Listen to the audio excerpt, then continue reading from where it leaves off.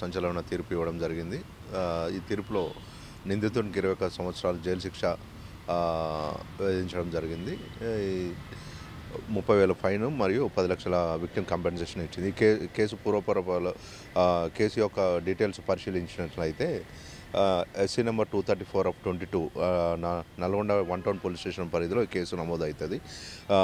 Victim గర్ల్కు minor victim గర్ల్కు తల్లిదండ్రులు తన చిన్నతనంలో చనిపోతే హాస్టల్లో వండుకుంటూ చదువుకుంటుంది. హాలిడేస్ నిమిత్తము వాళ్ళ పెద్దమ్మ ఇంటికి వస్తుంది. పెద్దమ్మ ఇంటికి వచ్చిన క్రమంలో వాళ్ళ పెద్దమ్మ కొడుకు ఆయన చింతపల్లి నగేష్ అతను అమ్మాయి వాళ్ళ పెద్దమ్మ లేని సమయంలో అమ్మాయి పట్ల అసభ్యంగా ప్రవర్తించేసి అమ్మాయి పైన అత్యాచారం చేస్తాడు. సొంత చెల్లె పైన అత్యాచారం చేస్తాడు. చేసిన క్రమంలో 3 రోజుల తర్వాత తన కడుపు నొప్పి లేస్తుందని చెప్పేసి అనగా వాళ్ళ పెద్దమ్మ నువ్వు మా ఇంటికి వచ్చేసి కడుపు నొప్పి లేస్తుందని చెప్పేసి అన్నావు, నువ్వు బయటికి వెళ్ళిపో అని చెప్పేసి నిర్దాక్షిణ్యంగా బయటికి పంపిస్తుంది.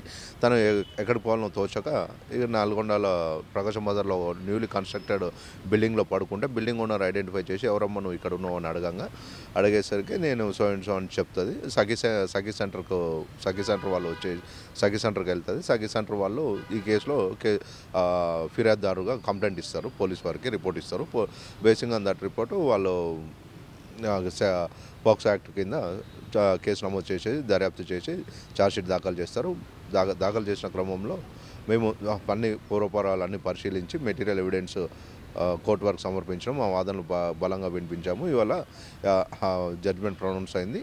తనకు 21 సంవత్సరాల జైలు శిక్ష విధించడం జరిగింది. Thank you.